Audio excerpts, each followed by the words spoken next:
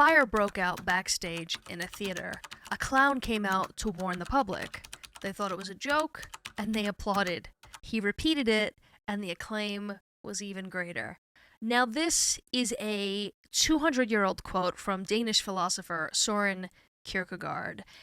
And it feels more relevant than ever to me because I feel like many people are noticing that there's something going wrong in the world, that things just seem to be quietly eroding from within the individual and from within the society itself. So today, I am going to be the clown. I'm going to be the one who is trying to warn us and explain what may be happening in society and to just start to have a conversation about this and also talk about what we as individuals can do to make things a little bit easier on ourselves. Before I start, I just want to ask you to comment below with what it is that you feel in your own life has been more difficult lately, more difficult than it should be, more difficult than maybe it has been in the past, because I certainly feel like things are getting harder for many people, and I don't think we talk about it enough. And if you like this kind of content, please subscribe to the channel because it would really mean a lot to me. So I want to start off by talking about an MIT study from 1972 titled "The Limits to Growth." So this is a fun one. They used a computer model to simulate interactions between global variables such as population, industrial production, food production, and resource consumption. The findings suggested that if prevailing trends in resource exploitation and economic growth continued unchanged, that society could collapse around 2040. That's in 15 years. That is not far from where we are today at all. And I know, okay, they did this study in 1972, so maybe it feels like, all right, whatever, 1972, everybody was on drugs in the 70s, right? So, maybe they were wrong, but there was an updated version, or rather, they updated the information. There was a researcher from Harvard in 2020 who took another look at the study and compared it to current data. And the good news is we're ahead of schedule. If we continue on our current trajectory, society will quietly collapse in less than 15 years. At least that's what this study is predicting, right? And it's not predicting a sort of Mad Max cinematic apocalypse. It's pointing to a very real pattern where we overexploit finite resources while ignoring systemic inequality, environmental degradation, and growing instability in things like housing, employment, and healthcare. This study was focused on society as a whole, but I want to argue something to you. I want to argue to you that yes, looking at society as a whole can be helpful, but society is made up of individuals. And once the lives of the individuals begin to erode, collectively, that ends up affecting the society, and then the society begins to collapse. So I want to talk about this by looking at it through the lens of Maslow's hierarchy of needs. So Maslow was a psychologist, and he made this hierarchy of needs in 1943. And it outlines what human beings require, not just to thrive, but to survive, right? We want to thrive, but we also just need to survive. And in today's day and age, many of us are literally just surviving. So Maslow's hierarchy starts with the basics: food, water, shelter. Then it builds to safety, love, self-esteem, and ultimately self-actualization. And I will put this diagram on the screen for you to see. The idea is that when we meet the needs at the foundation, we're able to go up and start meeting the needs above it. So what happens when, as a society, many of these needs are not being met? This is where the collapse starts to happen. So let's start at the bottom and let's talk about the physiological needs, as Maslow called them. These are very basic things like food, water, housing, sleep. I'm certainly sleep deprived. I know many of us are staying up late nights and just scrolling on social media, for better or worse. You may even be watching this video when you should be sleeping. But even just those basic things like food, water, and housing are so problematic these days. I heard this statistic the other day, and I'm not completely sure how true it is, but apparently there are more eggs being smuggled over the Canadian border than fentanyl because the price of eggs is so high, so people are illegally smuggling eggs. Grocery prices are up 25% from just a few years ago, and food insecurity affects over 44 million people in the US alone. I'm going to give you a lot of statistics in this video because I want there to be proof about what I'm saying. I don't want to just sound like a crazy person who's preaching that the end of the world is coming, because I don't necessarily think that's the case, but I think there are trends happening, and if you hear these statistics all put together in the framework of Maslow's hierarchy of needs, it starts to make more sense. Even though I know many of you probably know most of these things already. So let's talk about one of the other needs at the base of the pyramid, and it's housing. So in 2023, rents hit historic highs and homeownership became even more inaccessible. Median home prices reached over $430,000 while wages stagnated. Nearly 60% of Americans live paycheck to paycheck. The average American household is now carrying $104,000 in debt. That's including mortgages, car loans, and credit cards. And the credit card debt specifically just passed $1.13 trillion, and that's just for me alone. No, that's for the whole country. But it's the highest it's ever been in history. And that's not a good sign. It means that basically, like, we can't pay for the things that we need as a society, as individuals.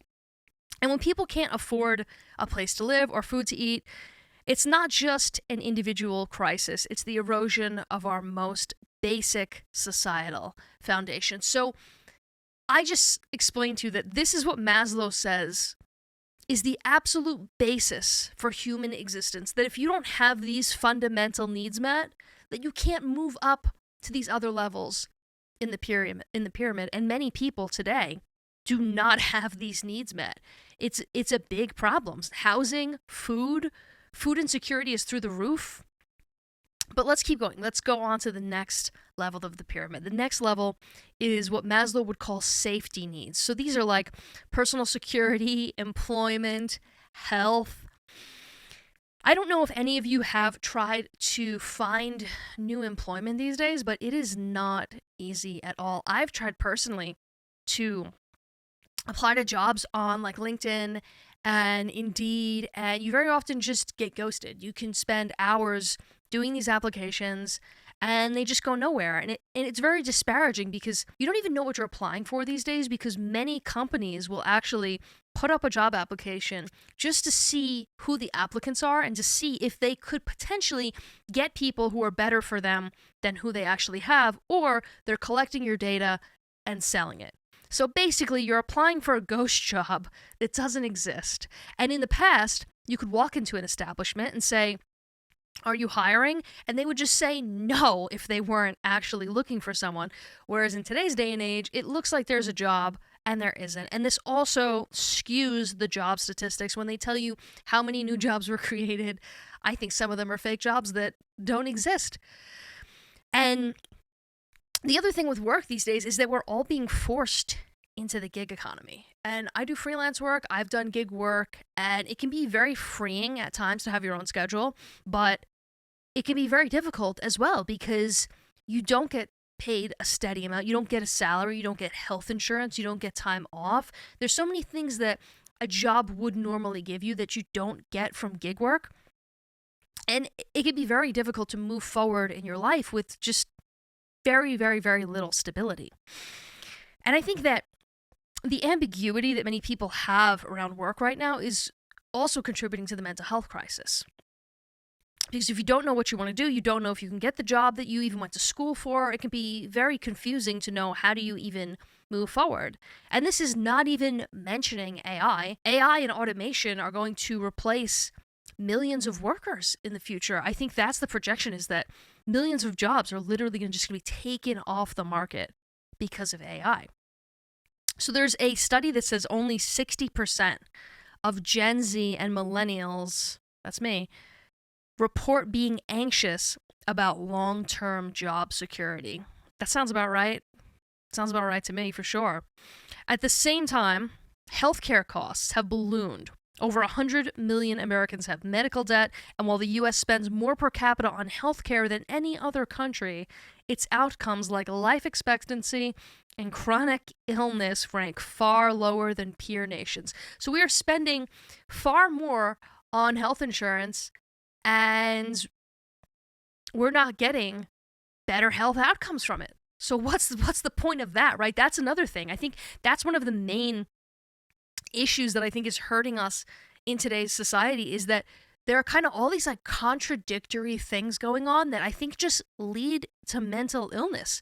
Because it's like we're spending so much money on healthcare, and yet our health outcomes are worse. It's hard to get an appointment. Like if I try to make a doctor appointment, it's like 3 months of a wait sometimes. So it's like we're spending all this money for this, and what are we getting? And with the jobs, it's like we're applying for all these jobs and we hear nothing back. So it's like, what's really happening here? We're just left in so many open loops. And if you know anything about open loops are just psychologically stressful. It's when you have this problem that you just can't solve. It's like just keeps going in circles and circles and circles, and you just never get out of this open loop.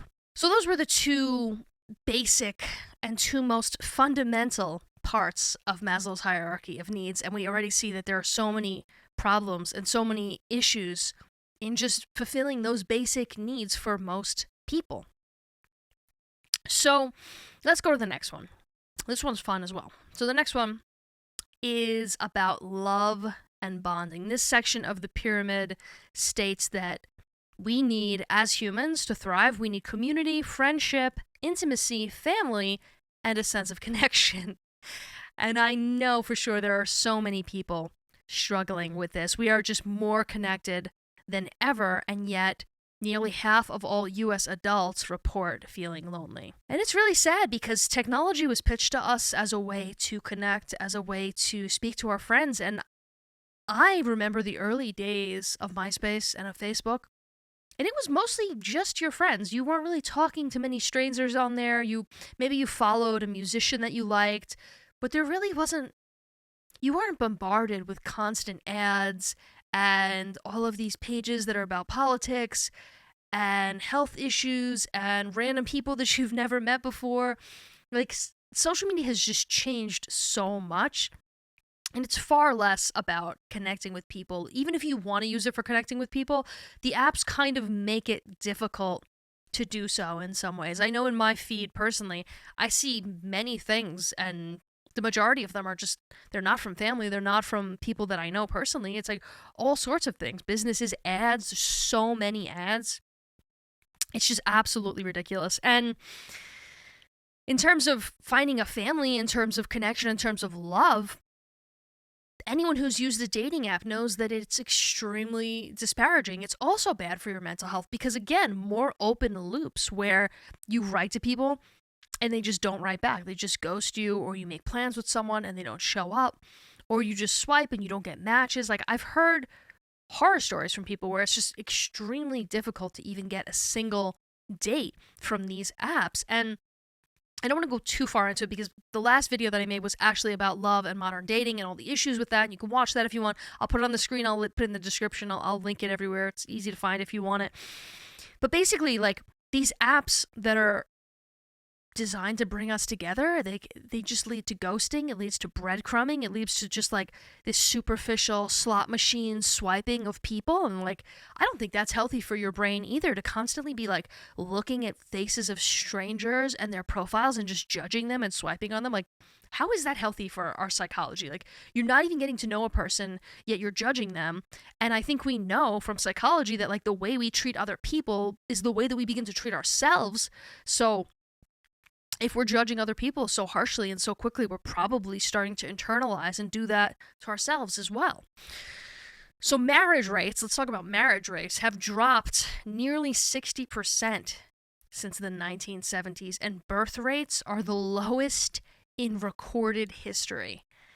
Now that's kind of scary. And I've looked at that statistic, and I don't know off the top of my head all the numbers surrounding this, but if you look at it, you'll see that this is not just about the United States. This is worldwide that the birth rates are declining. And who knows if that's going to be bad or good. I mean, so many jobs are disappearing. So many opportunities for humans are going to end up disappearing because of technology that maybe it's for the best. Maybe it leads to less human suffering, having less people in the future, or maybe that's what leads to the society collapse. Like, I don't know. I'm just reading the statistics and trying to make some sort of sense of them here. So I also want to talk about how there's just this huge divide between men and women these days. And it's said that modern conveniences and technology, they allow us to live on our own. We don't need families anymore to survive, right? Or at least that's what we're pitched. But when you really look at it,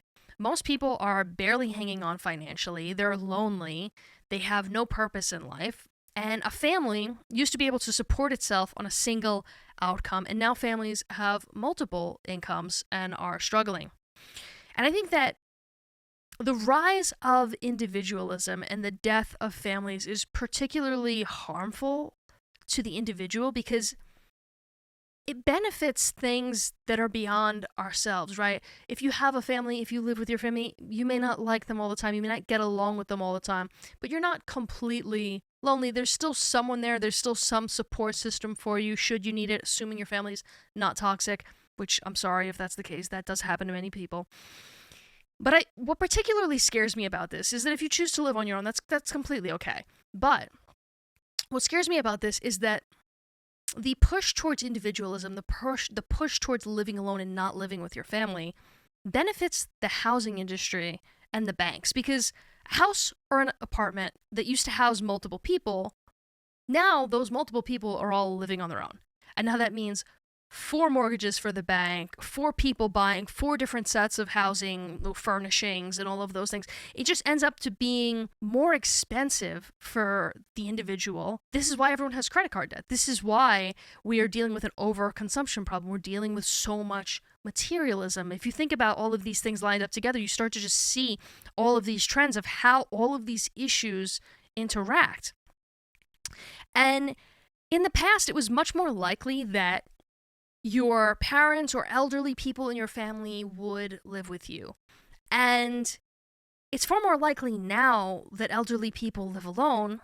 And there was a Pew Research Center study that estimates that about 27% of adults age 60 and older in the US live alone, the highest rate in the world. Those people who would live with their families and contribute and take care of the kids and maybe contribute financially as well.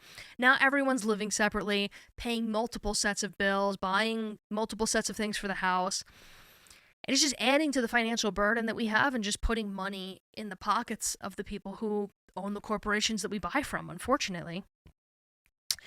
So, another issue is that Americans have fewer friends than ever before. According to a 2021 survey by the Survey Center on American Life, the number of people reporting 0 close friends has quadrupled since 1990. In 1990, only 3% of Americans said they had no close friends. By 2021, that number jumped to 12%. And I would not be afraid to bet that the number is higher now. Because I hear many people online, like it's a very common video that you'll even see on YouTube that someone will say, I'm 32 years old and I have no friends. Like you can look this up. Like this is a very common trend. This is a very common thing that you can read about in forums where I think many young people who used to have friends don't have friends anymore. It's scary. And apparently young men are more affected by this than women. This says 15% of men under the age of 30 say they have no close friends at all, and that number has tripled since 1995. It's sad. That sense of community that we need to live, that we need to survive, to thrive, is just not there anymore. According to a general social study, the percentage of Americans who spend a social evening with neighbors at least several times per month has decreased from 44% in 1974 to 28% in 2022. And again, it's probably lower now. It's 3 years later, it's got to be lower. This reflects a notable decline in community engagement over the past half century, according to the Institute for Family Studies.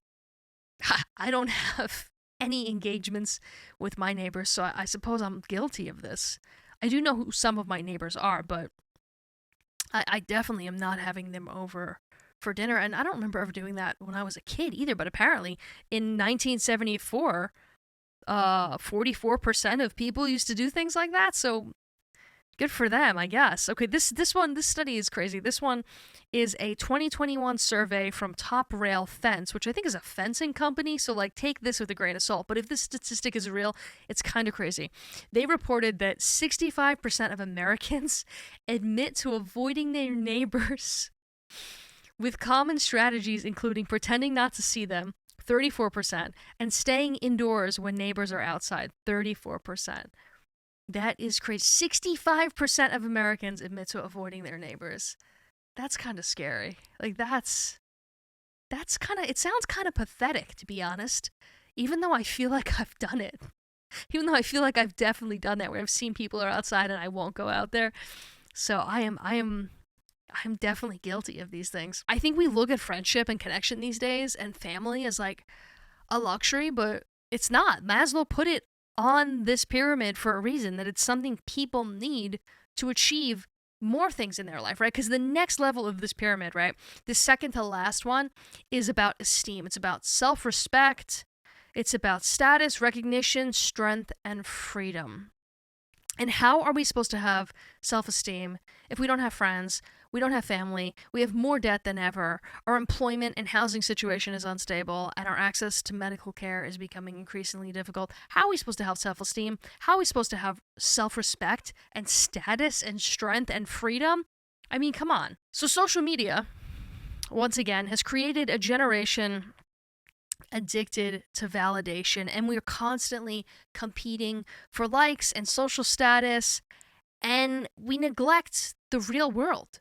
We neglect the real world, and we see all these people on social media who are doing better than us, that have more than us, and it negatively affects our self-esteem. And I think it also affects our connections with other people, because we think we have all these connections, but really it's just online. Like they're not real connections. And this is why I think many young people don't have friends anymore, because they're neglecting their real world connections for the online connections. In the last decade, teen depression has risen over 60%, and suicide rates for young adults are at their highest in decades. That's really sad that teen depression has risen 60%. And the suicide rate is the highest it's been in decades. That's really scary. Like, that's scary, because like birth rates are down, and our young people are, I don't even want to go there. It's concerning.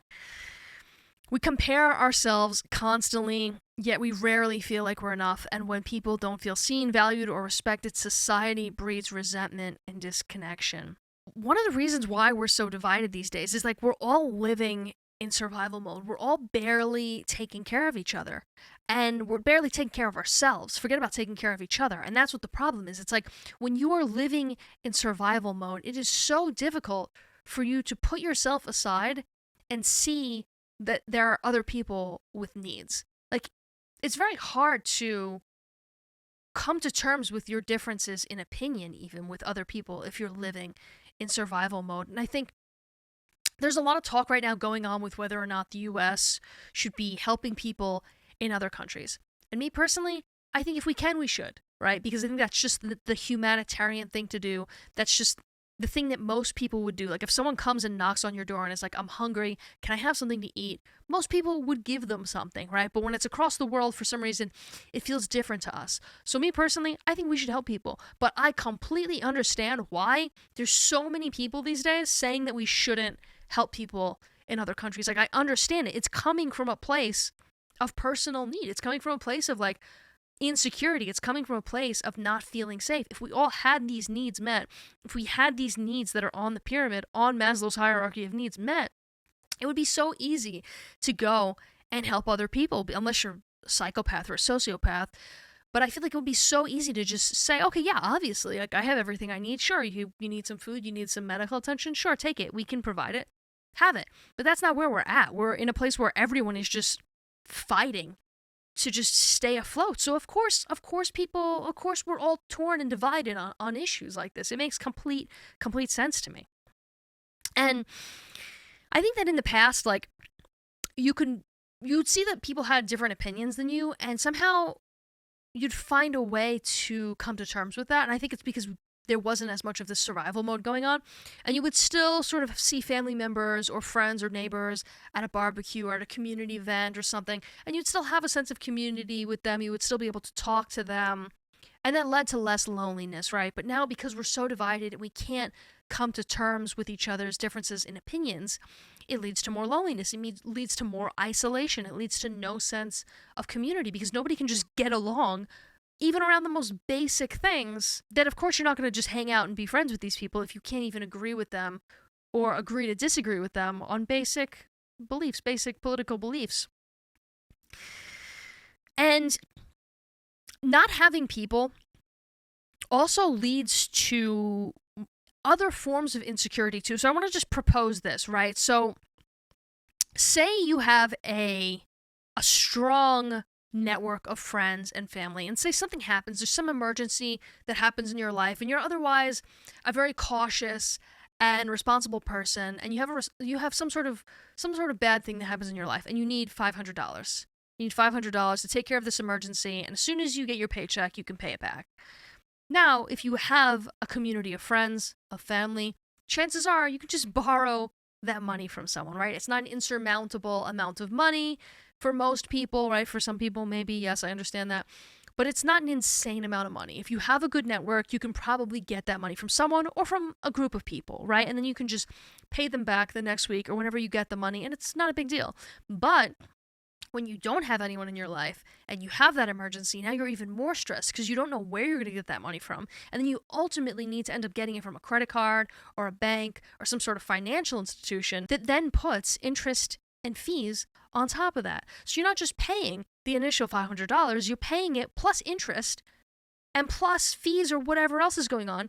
And that's another way in which you're staying insecure. It's financial insecurity. It's another one of the things on this pyramid. I want to propose one more situation. So imagine you have something in your house that you need to fix, and all you really need to fix it is a simple tool.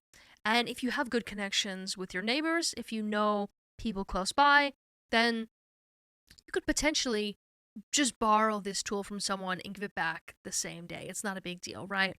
But if you don't have connection with your neighbors, if you don't have anyone nearby that you know that you could potentially borrow this tool from, now what do? You go on Amazon and you buy the tool and you put it on your credit card, and it contributes to the already revolving balance that you already have, and this just leads to more insecurity. Whereas if you had a relationship with your neighbors, you get the sense of community from going over there, borrowing the tool from them, and you don't spend the money on the tool, and you collectively are helping each other out. Maybe your neighbor was lonely that day, It also helps people to help others. So by needing something from your neighbor, you're actually kind of helping them in a way because you're giving them a chance to help you. And I think that one of the biggest things that we don't talk about enough, and that what examining this pyramid of needs says to me, is that so many of the things that are keeping us down these days, so many of the needs that aren't being met, actually benefit the people at the top. They benefit the financial institutions. They benefit the credit card companies. They benefit the corporations. They benefit media. They benefit all of these larger institutions because they're making money and capitalizing on our inability to have stability and to meet these basic needs, right? Like I said before, if you live with your family, then all four of you aren't paying 4 mortgages and 4 rent payments, and there's less money in those financial institutions and more money within your own family. So I think that's another thing that you need to realize, is that every time there's some sort of issue going on in your life or in society, always ask yourself, who's benefiting from this? Because chances are someone's making money off of this. Someone's benefiting from this situation. And I think that if we as individuals don't start to realize what's happening on a larger scale, then we can't get out of it. We can't fix it. We can't protest against it and ask for anything else, right? And it'll just keep happening. So that's why I mentioned it, not to whine about it, not to complain about it, but to realize and just say to other people too, like, look, this is what I see is happening. Like, this is the reason why we can't get out from under ourselves at this point. This is the reason why everyone seems so stressed and depressed, is because we don't have stability. And it's in the best interest of people who have power to keep that instability going because they profit off of it. So let's move on to the last and final part of the pyramid. If you're still here, thank you so much for staying till this part of the video, because I know this is a long one. It's like fact heavy. It's a little dense. So the last part of the pyramid is about self-actualization. This is about becoming the best person you can be, reaching your true potential, living the life that you want. This is essentially what everyone aspires to, right? This could maybe you could even say this was the American dream at one point.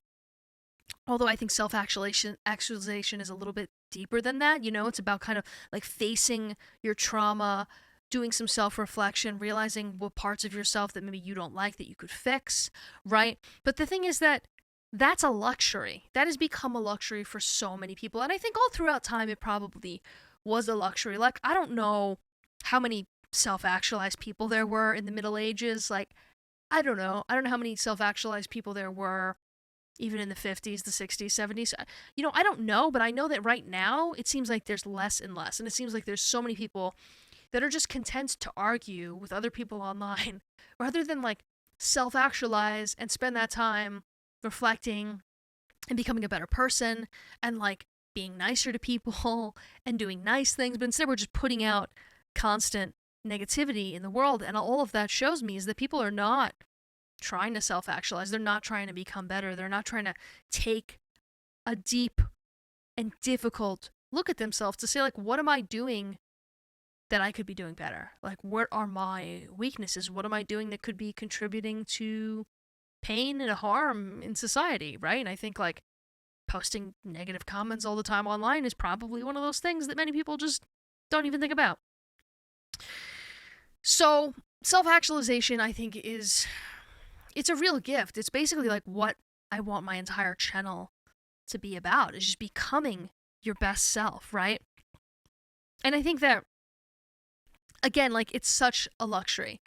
It's a luxury, but I also think that the way Maslow proposed these needs is that you have to meet one at a time and then you kind of like go up the pyramid, but I don't necessarily think that's the case. I think you can do one at a time. Like, you can have job instability and like still connect with your family and your friends. You can have financial instability and still take care of your body, right? I don't think that you have to do just one of these things at a time to succeed. I think that through much of history, people were probably doing a little bit of all of them and just getting as far as they could. So I think the best thing that we can do is try to meet as many of these needs for ourselves as we can, because as you can see, that once the needs of the individual are not met, when you do that on a mass scale, that, I think, is how the society begins to quietly start to collapse and erode. And